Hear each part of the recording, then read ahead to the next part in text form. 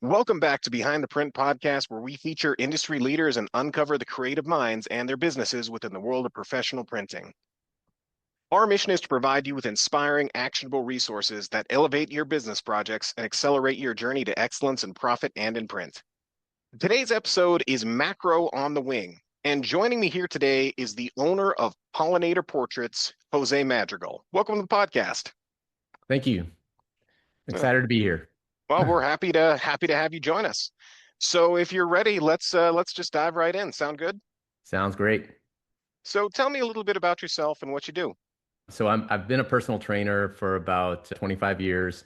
Had my own gym for a little while and then just kind of reached a little bit of a burnout point with that and sold. I had a business partner and let him buy me out of my half of the business a few years ago and kind of dove a little bit more full time into photography.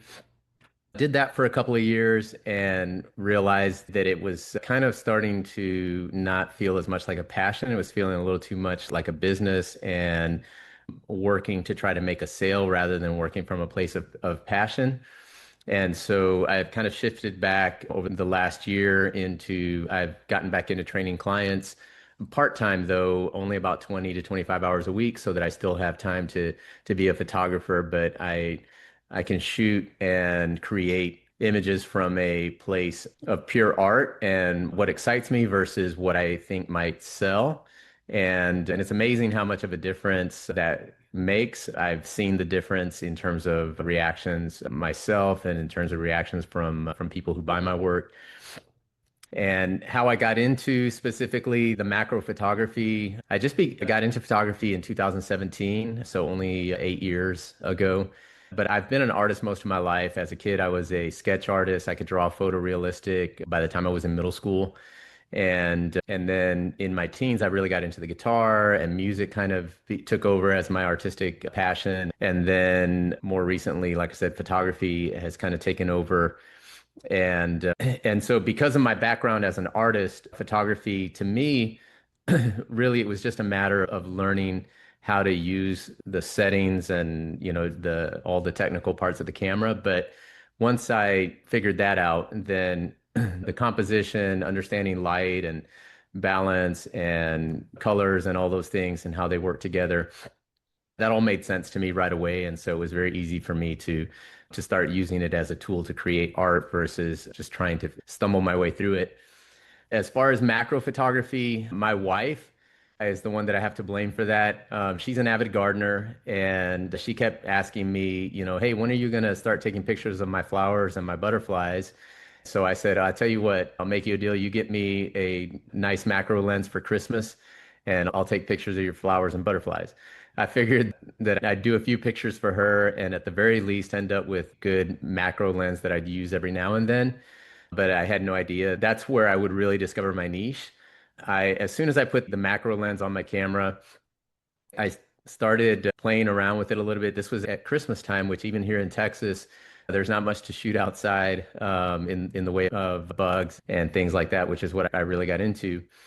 But I found myself just going around the house and just kind of exploring and experimenting. And with, oh, I wonder what'll happen if I do this, if I change this setting. And so I was shooting from a really pure place of just playing with the camera versus thinking about the settings in advance. I was just saying, I wonder what'll happen if I do this. And all of a sudden a light bulb went off and I said, you know what? I think for the first time I'm actually being an artist with the camera because like I said, I'm just creating from a pure space. And then when the insects started coming out, I started exploring the small world in our garden as her flowers started to bloom. And I just was really fascinated seeing the creatures up close, all the small details and learning things about them that I never knew, which weren't major discoveries for the most part. But I have actually photographed some really unique things. I've had at least two or three pictures that have excited some entomologists because it showed something that they didn't realize happened until I took that picture. Interesting. And Can you go into a bit more detail about that? What was it that they weren't able to see?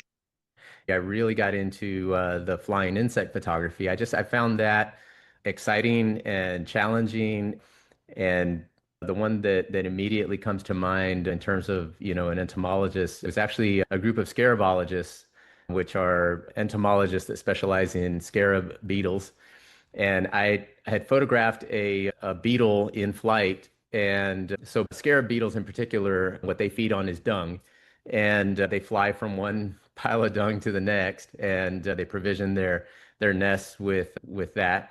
And they roll, and you've probably seen the ones that roll up the little Yeah, balls the and ball, yeah. and push it to their nest that way. Well, what this picture showed is that there was these little flies actually on the back of the beetle as it was in flight. And they were just blown away because they just assumed that the flies discovered the same piles of dung and that they would be crawling on them while they were feeding, but they didn't realize they actually would hitchhike from point A to point B with them. And so that was pretty cool to realize that I had captured something like that no one was aware of, at least not within the scientific community. So yeah, like I said, it was an amazing picture. I thought it was just an amazing picture, but like I said, I didn't realize that was kind of a bit of a discovery. So. That is. Are those little flies on the back of the scarab, are they parasitic or are they just hitching a ride? I believe they're just hitching a ride. My understanding, if I remember correctly, is that they also feed on the dung, so they're more opportunistic than parasitic. So, what can you tell me about your typical clients, the people that are interested in your photography? Well, I've really found a strong community within the beekeeping community. That was so I had Obviously, started, yeah. yeah, I had started doing a few shows. I do an annual honeybee calendar. The first couple of years, I tried to do a calendar on just general pollinators. And then I did a pollinator festival art show, and I set up as an artist there with a booth. And one of the folks that came into my tent and bought some of my work was a beekeeper, and he was actually one of the board members of the Texas Beekeeping Association. And he said, "Hey, we have our annual conference coming up in November, and I think the people there would love your work. Would you be interested in going?" It was going to be in San Antonio. I'm from Houston.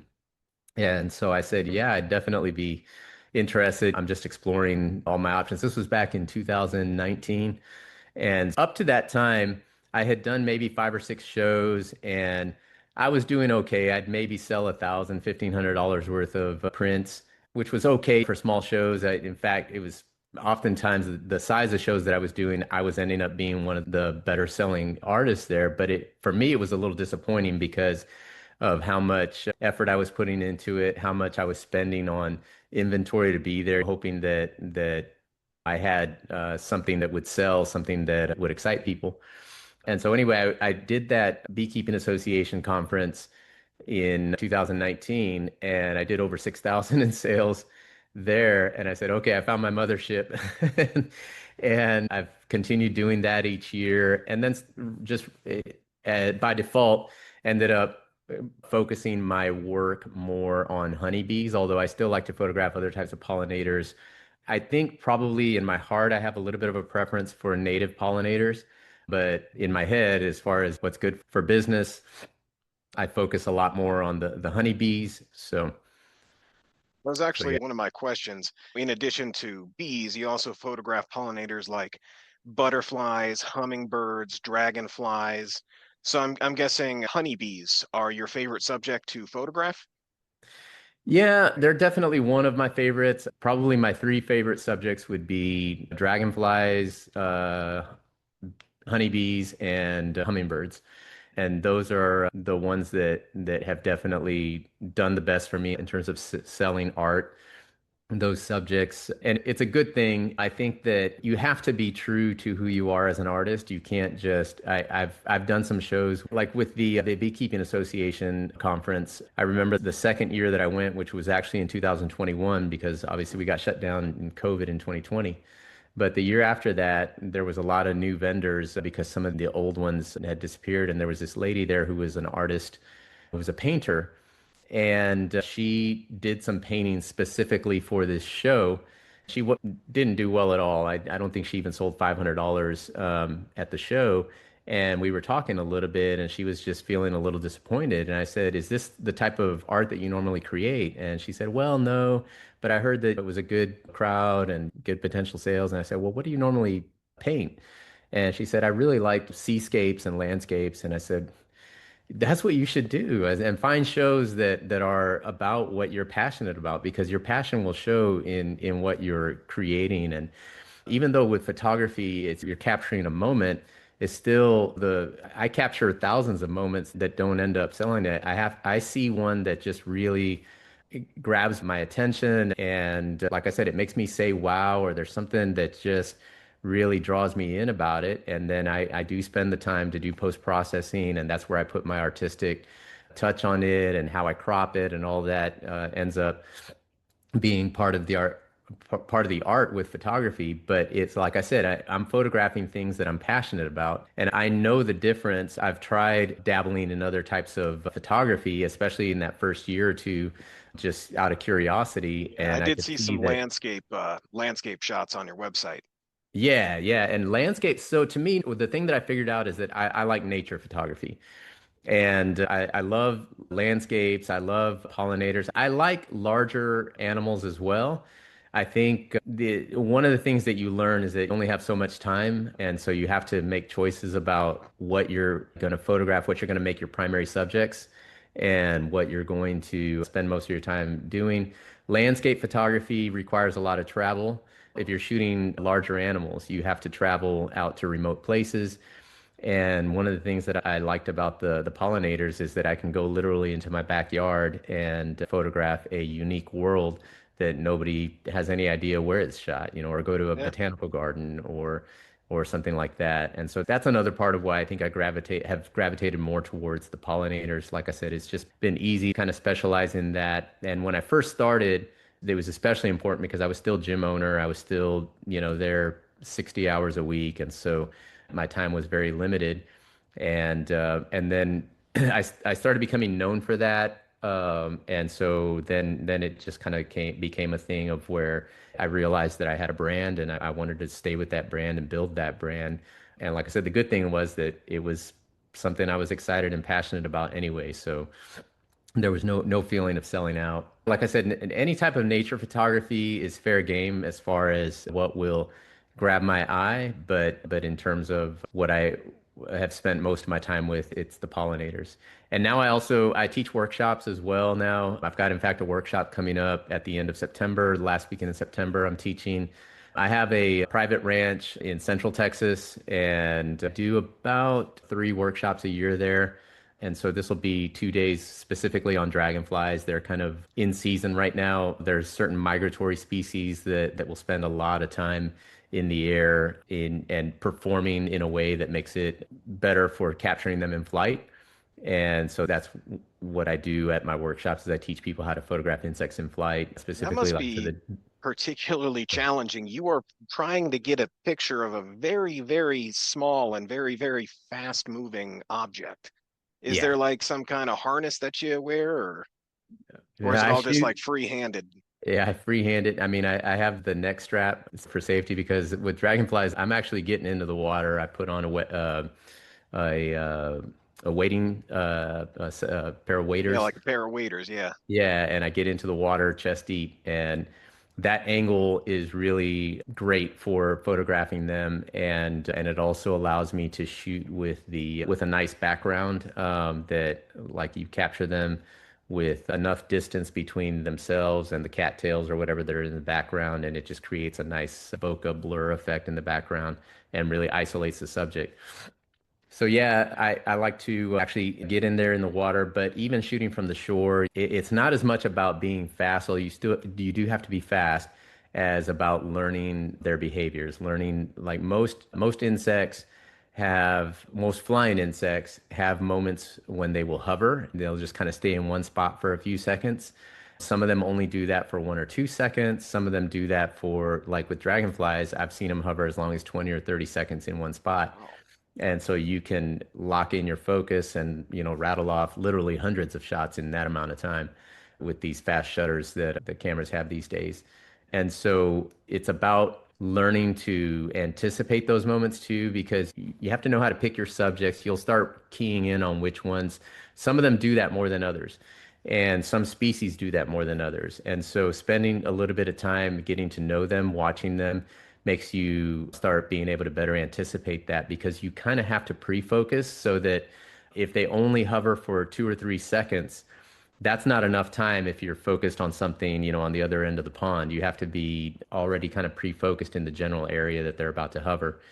And so then you can lock in. And if you have 2 or 3 seconds, then you're probably only going to get maybe in a quick burst, you'll maybe get 3 or 4 good shots in that. That's the key. Like I said, with bees, it's more when they're foraging for pollen. That's the big thing that I watch for. When they're foraging for pollen, they tend to get so covered in pollen that they kind of got to clean off at different moments, and they'll hover next to the flower cleaning off. And that as well is usually pretty brief, but they'll do it repeatedly on certain types of flowers. And so that's what I teach at the workshops is knowing which flowers to look for, watch the behavior, watch certain bees. Some bees will do it more than others. I think there might be something to do with the age of the bees. The older bees are moving a little bit more slowly, and the younger bees are a little faster going.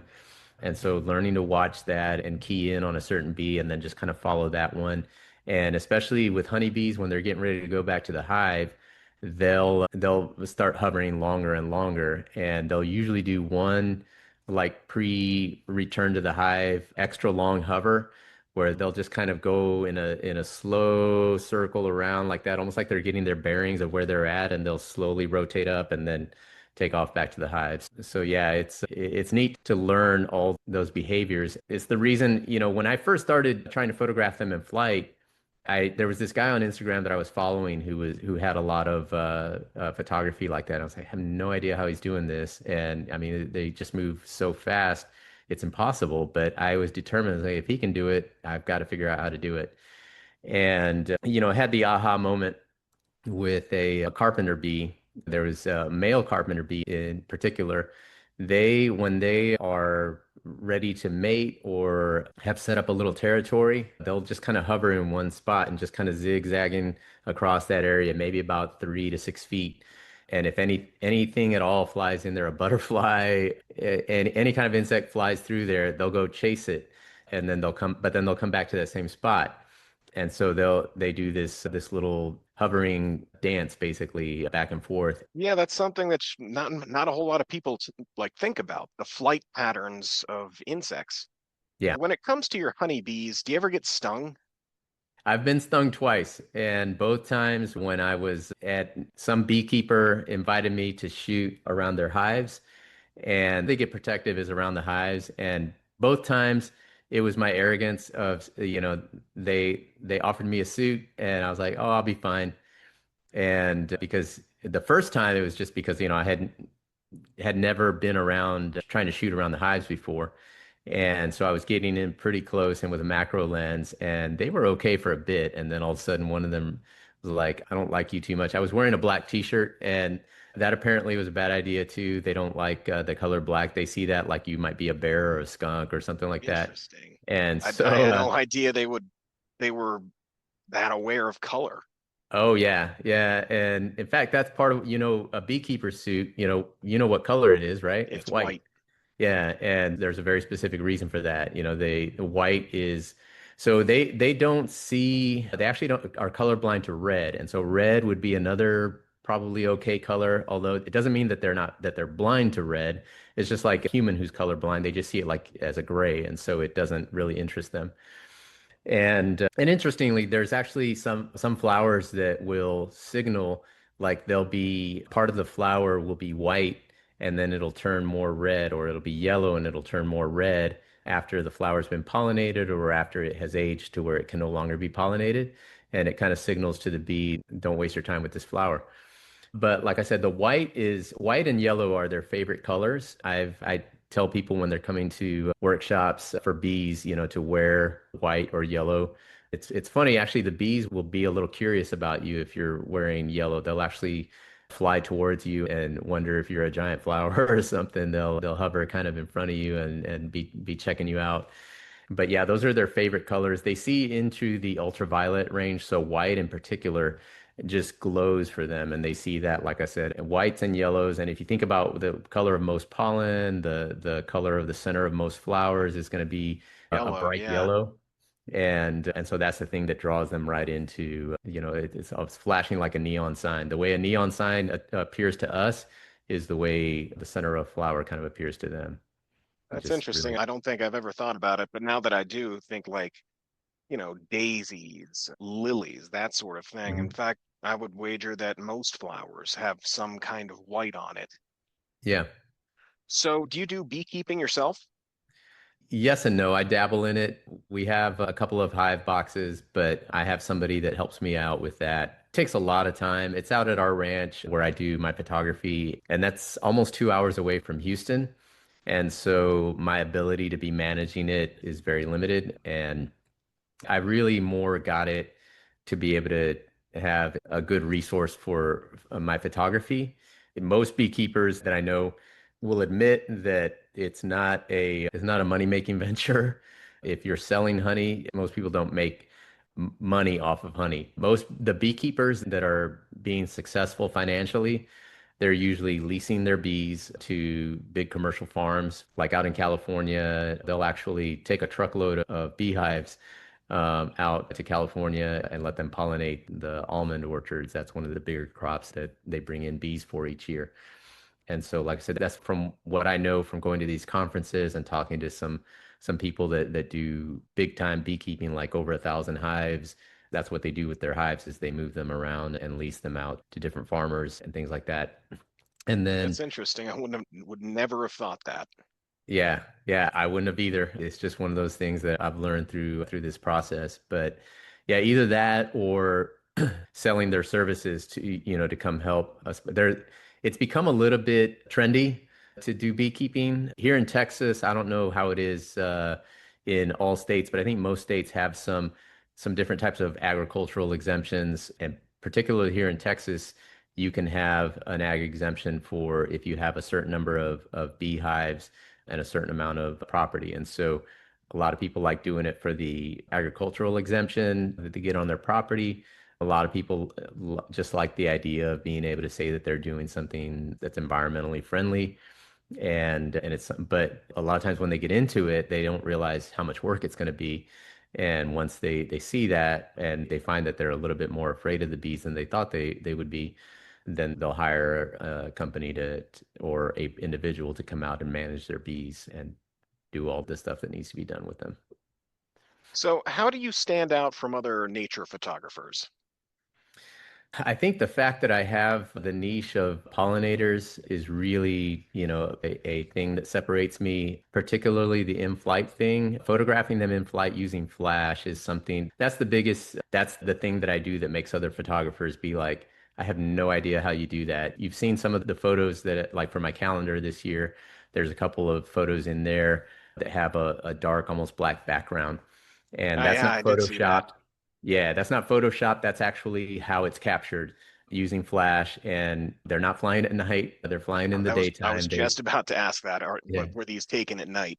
Yeah, no, they don't fly at night. Bees can't see very well at night. They pretty much hunker down in their hive overnight. But I do choose cloudy days. That definitely helps control the light a little bit. And then I just have a really good diffuser that basically creates an umbrella, a shroud around the subject, and it diffuses the light and spreads it nice and evenly over the subject.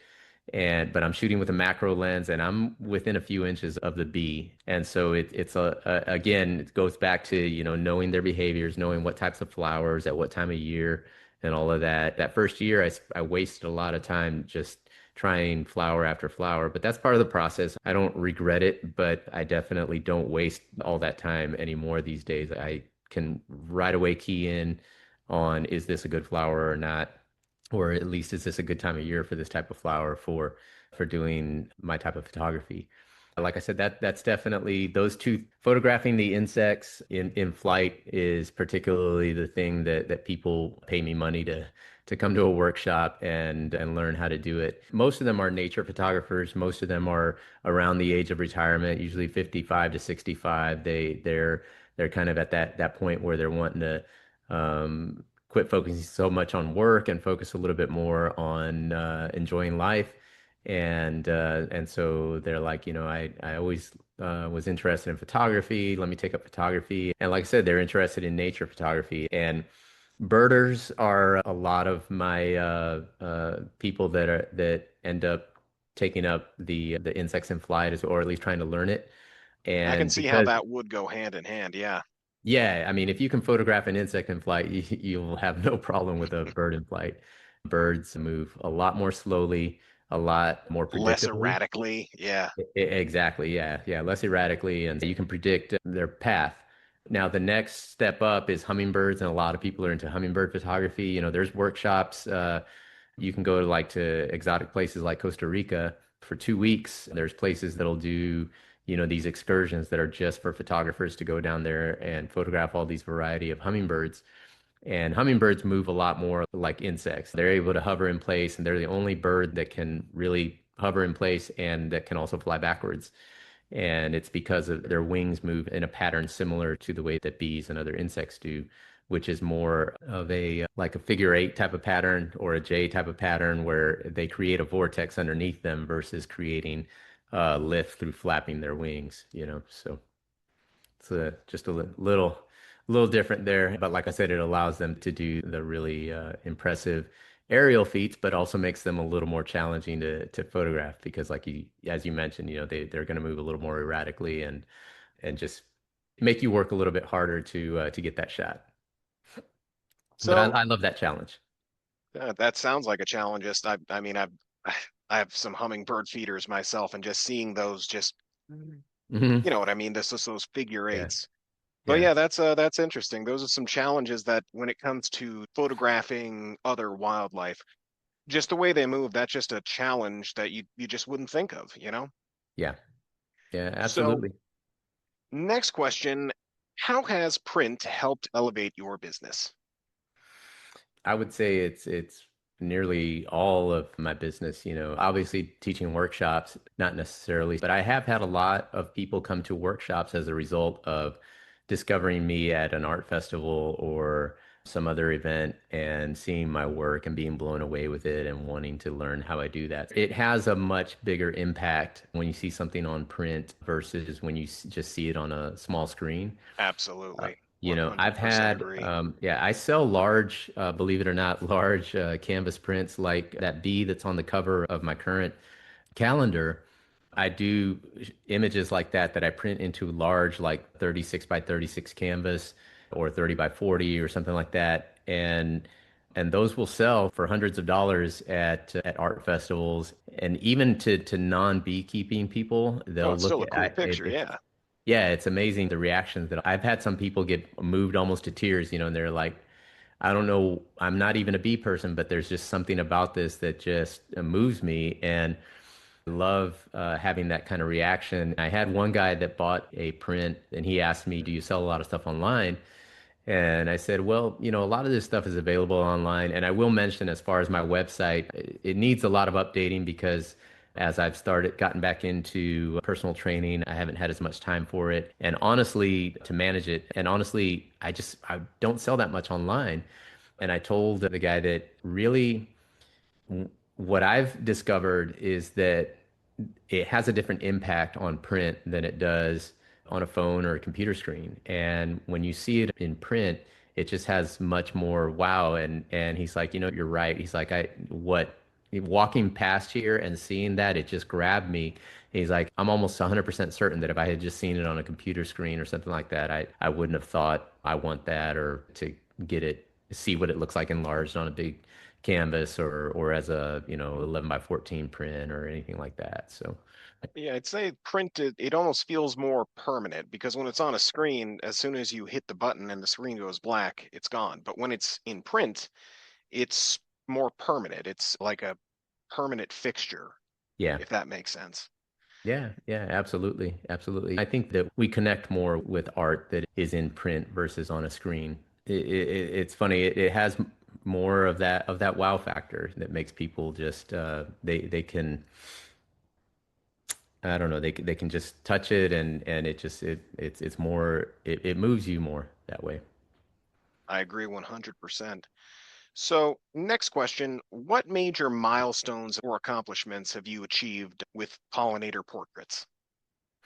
One of the first things that happened that told me that I had definitely discovered my niche was that within a month of starting to share some of my photos of pollinators, I got contacted by the editor of Texas Parks and Wildlife magazine, and they wanted to use some of my photos for a story they were doing on pollinators. And Wow, so that was a congratulations. nice, yeah, that was a nice feather in my cap. I was like, hey, that's never happened with any of my other photos. And so that told me that it wasn't just me that thought these pictures were pretty good.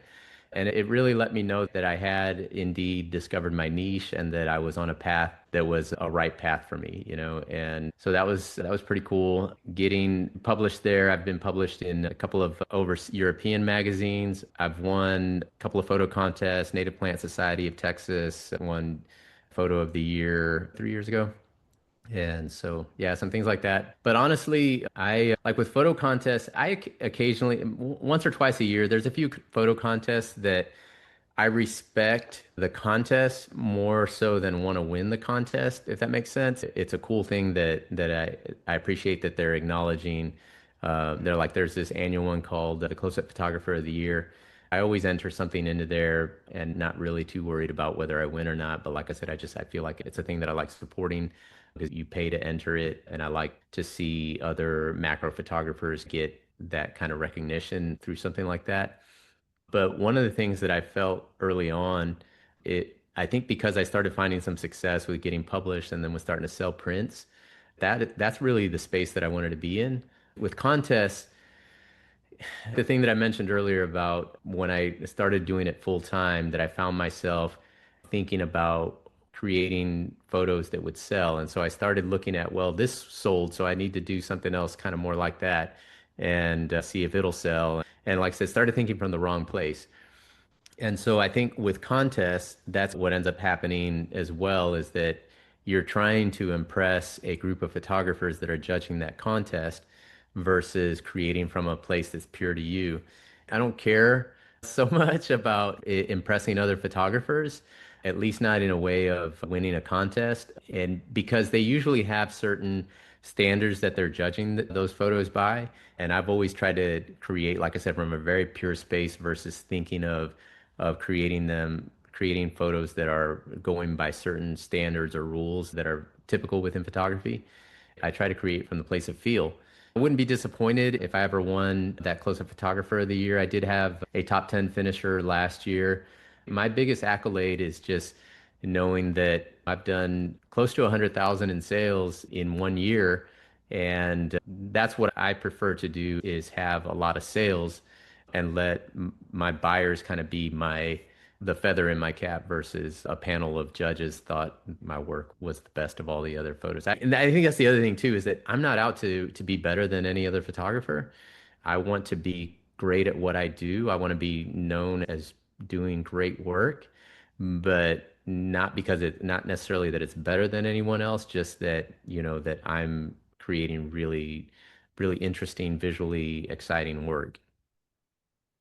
Well, it sounds like the macro photography, what's the word I'm looking for? Conventions? No, Mhm. contests. It Mhm. sounds like the macro photography contest, it's less about the contest and more about a sense of community. Yeah, yeah, exactly that. Exactly that. And so that's where, and then same thing, like I said, the Native Plant Society of Texas, I have won a number of times, different regions. They have different regions of Texas, and then they have an overall winner. And I've won the overall winner once and 7 or 8 regional wins. And again, that's one that I really care a lot about, our native plants. And so that's really more a thing of that you do by submitting your work, is that you grant them permission to use your photos like in their newsletters and on their website and things like that. I like the idea of supporting an organization like that. And if I win something, great. If I don't, it's okay. I like that they have my photos to be able to use for their media and website and stuff like that. Next question, what are some challenges that are currently holding you back right now? Need a new camera. I have the Sony A1, which is the flagship, top of the line Sony camera, but then they came out with an A1 Mark II, I think last summer, and I haven't upgraded yet. I actually did. Last week I ordered it and they screwed up the order. They sent me a wrong camera. sent it back, and so I'm waiting on them to credit back the, the account so that I can buy that one again because it has a few features. I've gotten a little bit more into video work lately, finding that it's even more challenging than photographing them in flight because you, You have to keep them centered, just yeah, constantly keeping that thing, tracking that thing. yeah, and you can somewhat get lucky with still shots, but with video, you have to be a lot more precise and precise for longer duration. And also, I'm doing a lot of slow motion video, and slow motion in particular, the camera, even my Mac Daddy A1, won't autofocus continuously with when I'm shooting in slow motion. So I'm manually having to focus and adjust constantly as I'm videoing. And so for a subject, if they're holding still really good, then it's not a problem. But I've got some videos of some that are moving, drifting along slowly with the dragonflies. They do some flights like that, territorial flights where they're kind of drifting along. And I actually videoed a week ago, a week or two ago, and I'm looking forward to making a reel out of this one.